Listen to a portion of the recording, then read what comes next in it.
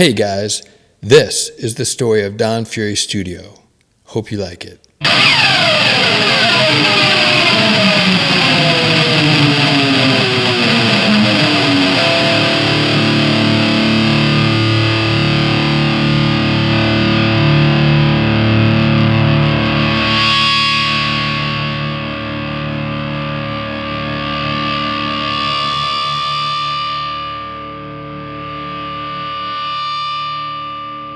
The story of Don Fury Studio starts on a sidewalk on the south shore of Long Island in a suburb of New York City in 1976.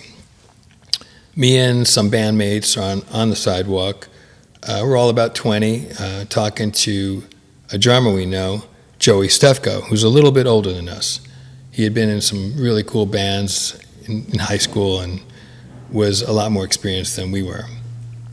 And Joey was telling us that he had been hanging out on the scene in Lower Manhattan, and we should really be checking it out. And we were listening, and we had a lot of respect for Joey. So, and we asked, well, how do we find out about this? How do we know what to do? He goes, just go by the newspaper, The Village Voice, and it has all the club listings, all the bands. You'll find everything that you need to find right there.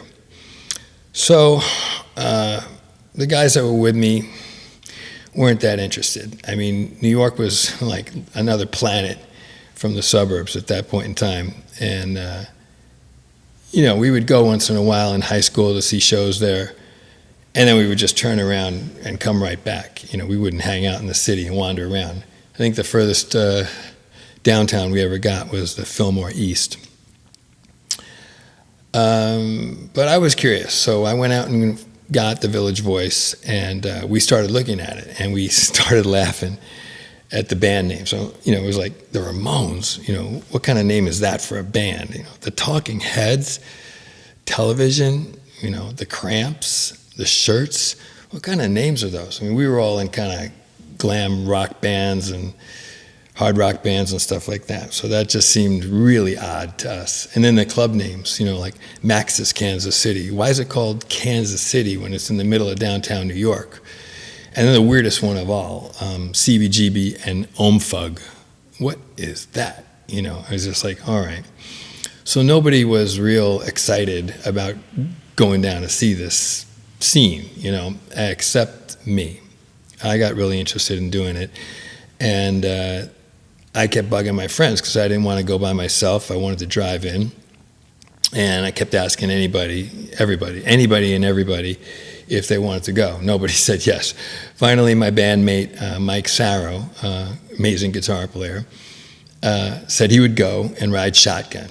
So we must have arbitrarily just, put a finger down on the Village Voice and picked a night and picked a date, and it was CBGB's. And so on the night in question, we drive off in my little station wagon and probably took the Belt Parkway and got into the city in about 1 hour. And we parked on First Street in the dark. I mean, like driving from the suburbs to the city back then was like driving from like a leafy little, Pleasantville, environment into a graphic novel, which was freaking dangerous, okay? It was dark, it was scary. And so we get out of the car. We're parked right around the block from CBGB's. We walk right around to the front door. There's no line or anything like that. The front of the club was weird enough looking with the white stucco and the marquee and all the rest of that. And then we walk into like Mars. We walk in the front door. We pay our money probably to Merv with his construction helmet on, who was keeping an eye on everybody coming in and out of the club. And our minds were just blown like right off the bat. There's like Hell's Angels over here. There's glam, rockers over here. There's glitter punks over there. There's guys with mohawks even back then, like a foot tall on their head and dyed green. And, smoke everywhere. Of course, you could smoke in bars back then. And it was narrow and small and dingy and smelly. And but we're like, okay, let's go up and see the band and see what's going on. And so we, work our way towards the front of the club or the back of the club. Back then, the stage was the little stage over on the left-hand side, really small. It was only like a foot tall. And where the main stage was later in CB's history was a pool table, a pool room. And right behind that, where one of the dressing rooms was a kitchen. So you can actually get food at CBGB's at one point in time, French fries and things like that. Funny note, the first time I ever saw a New York City cockroach was on the bar of CBGB's, wandering around. So we're standing up there, and there's a movie on the screen, and we don't know what's going on. It's a black and white movie. The sound is all kind of, mashed up, and we're watching it, and I'm like, this must be a movie from the 60s. It's in black and white. We had no idea of what we were watching. Well, what we were watching was The Blank Generation, the film by Amos Poe and Ivan Krall, and that was the night it debuted in CBGB's. So it was up on the screen showing various bands from the scene and the clubs from the scene. And the music was disjointed. It was like mixed video and mixed audio.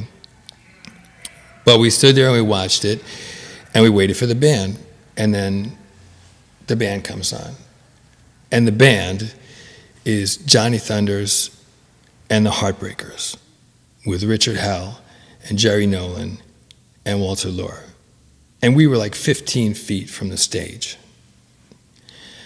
Johnny Thunders was not done up like the Dolls. And he was in a tight suit like James Brown, playing a yellow Les Paul Jr., a TV special they used to call it, and moving on stage like James Brown. Unbelievable. Richard Hell was singing and playing bass and looking up at the ceiling with his probably sunglasses on, I'm guessing. And within like a few minutes, I was just like, holy, what is going on here? I've never seen anything like this in my life. And we just glued to the stage, and literally like 15 feet away from these guys. So we stood there, and it was like having like an atomic bomb go off in front of you or something like that, And I'm not even sure what time we left, but we must have been talking about it the whole way home and cracking up about this and that and the other thing, and just like what an amazing night it was. And I knew by the time I got to, back to Long Island, that I was going back to the city again, and that I would get to the city at some point in time. And I guess one of the coolest things about what happened from that night forward is that Richard Hell, the singer of the Heartbreakers that night, would end up 2.5 years later being my second client at my rehearsal studio on 17th Street. And Richard Hell and the Voidoids would take up residence there 3 or 4 afternoons a week for months at a time. And that was the beginning of Don Fury's studio.